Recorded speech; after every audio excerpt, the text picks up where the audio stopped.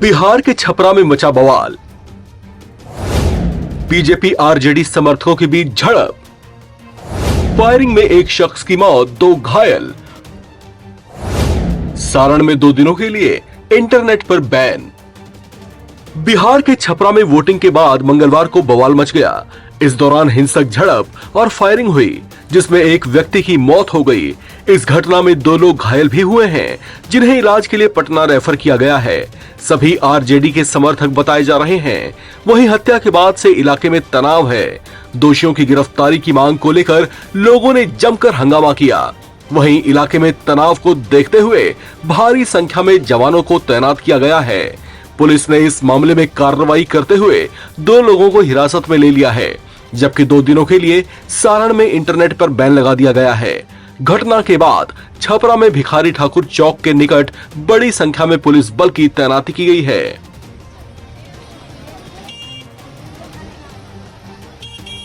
बगल में यहाँ पर पोलिंग बूथ है 318 और 319 तेलपा का। यहाँ पर जो है वो संध्या में एक कैंडिडेट के बूथ के अराउंड मतलब आने से के कारण जो है वो 2 पक्षों के बीच में थोड़ा सा तनाव का माहौल था।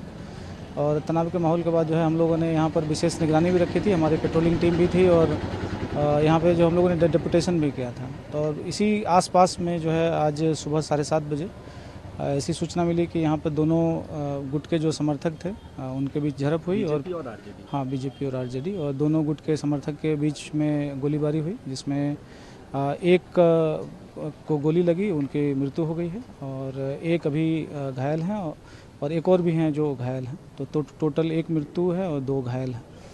और सुबह 7:30 बजे हम लोगों को ये इन्फॉर्मेशन मिली है और हम लोग स्थिति को नियंत्रण में बनाए रखे हैं। दोनों जो कम्युनिटी हैं उनको भी हम लोग अपील कर रहे हैं शांति व्यवस्था बनाए रखने के लिए। और साथ ही साथ जो है पुलिस प्रशासन जो है जितने भी लोग हैं जिसमें चिन्हित हैं जिनके द्वारा ये कारित किया गया है और वैसे लोग जो पीछे में रह के इसको इंस्टिगेट किए हैं उन सभी की पहचान हम लोग कर रहे हैं और सख्त से सख्त जो है वो कार्रवाई करेंगे। और आपके माध्यम से सभी लोगों को भी हम लोग अपील करना चाहेंगे कि शांति व्यवस्था बनाए रखें। अभी तक यहाँ सुबह यहाँ कल एक विवाद हुआ था बूथ नंबर 318-19 के पास 2 पार्टियों के बीच में।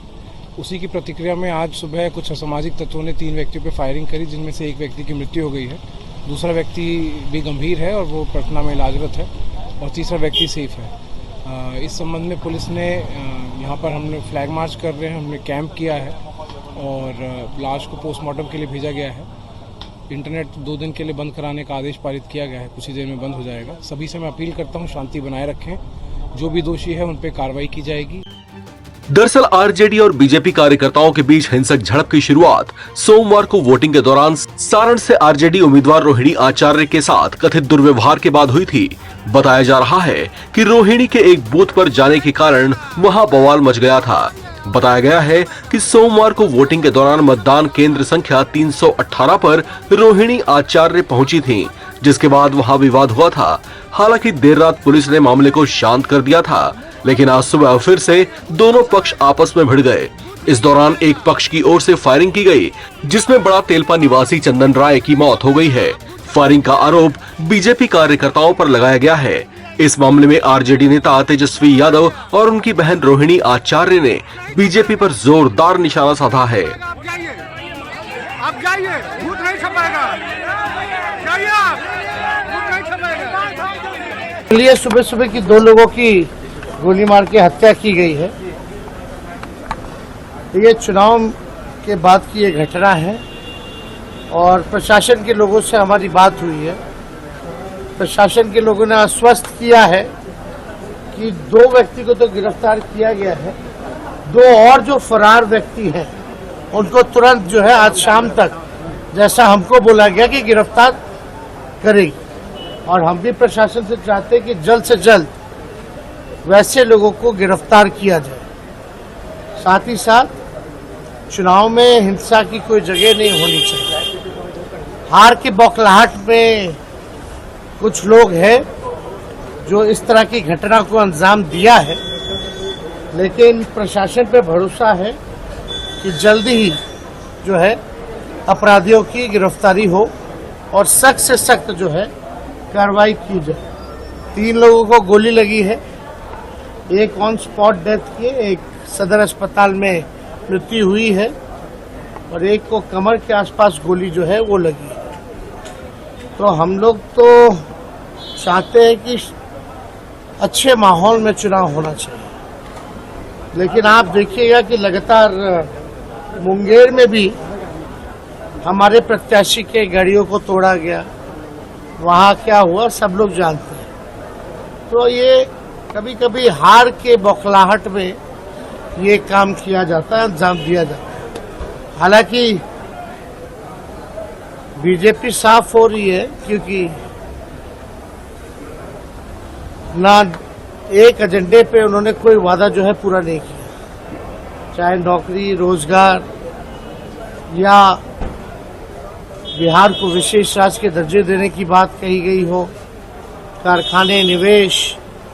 तो बिहार जो है, बिहार के लोग ठगा हुआ महसूस कर रहे हैं, इसलिए जनता कर रही इंसाफ, बीजेपी हो रही साफ। ये लोग पूरे भाजपा वाले लोग डरे हुए, लोकतंत्र की हत्या की जा रही है। हमें न्याय चाहिए। हमारे 3 कार्यकर्ता को गोली मारी गई है, जिनमें से 2 की मौत हो गई है। तो हमें न्याय चाहिए। ये सब भाजपा वाले गुंडे हैं, उनको सबक मिलना चाहिए, उनके ऊपर FIR होना चाहिए। प्रशासन से हमारी मांग है कि इन सबको गुंडों को पकड़ करके जेल में डालना चाहिए। इनके ऊपर शाम में क्या हुआ था? आप भी कल गए थे, उस समय आपके सामने बूथ पर हंगामा हो रहा था। एज अ कैंडिडेट हमको अधिकार है, हर एक बूथ पे आप लोग भी सब कोई थे मेरे साथ। वहाँ पे हम बूथ लूटने गए थे देखने के लिए कि कितना पोलिंग हुआ, क्या हुआ। उसमें से एक ये जो भाजपा वाले जो गुंडे हैं वो बैठे हुए थे अंदर में। उनसे पूछे हम कि आप वोट डाल दिए, तो बोला कि हाँ डाल दिए। तो हम फिर अंदर क्या करने, आप बाहर निकलिए। उसी पे ये लोग भद्दी मुझे गालियां दी गई है। उसके बाद से ये लोग पत्थर, बांस और डंडा लेकर के मेरे ऊपर जानलेवा हमला हुआ है। और उसके बाद से मेरे कार्यकर्ता को आज सुबह मार दिया गया। आपको भी चोट लगी थी क्या? चोट नहीं लगी, लेकिन भद्दी कोई बेटी को भद्दी गाली देगा? कौन दिया उनको अधिकारी? भाजपा वाले गुंडे को। हताशा में है क्या? कौन हताशा में रहेगा? भाजपा वाले हताशा में है। ये देखिए क्या कर रहे हैं ये लोग, गुंडागर्दी पे आ गए हैं, बदनाम कर रहे हैं गोदी मीडिया में कल से। वहीं बीजेपी प्रत्याशी और मौजूदा सांसद राजीव प्रताप रूडी ने भी इस पर प्रतिक्रिया दी है और इसको लेकर आरजेडी पर पलटवार किया। उन्होंने कहा कि जब 500-600 की संख्या में लोग तांडव मचाएंगे तो हालात ऐसे ही बनेंगे। ये वाकया छपरा की है, जहां से ये घटना शुरू की। और मुझे लगता है कि कैंडिडेट जिसका अधिकार नहीं होता है बूथ में प्रवेश करने का, कैंडिडेट जब बूथ के अंदर जाता है तो वो चुनाव आचार संहिता का वॉयलेशन है। और उसके बाद वहां पर लोगों ने प्रोटेस्ट किया, क्योंकि भारतीय जनता पार्टी के कार्यकर्ता थे। स्वाभाविक है प्रोटेस्ट करना। अगर आप जब बूथ पर जाइएगा तो बूथ कैप्चरिंग का शंका होता है।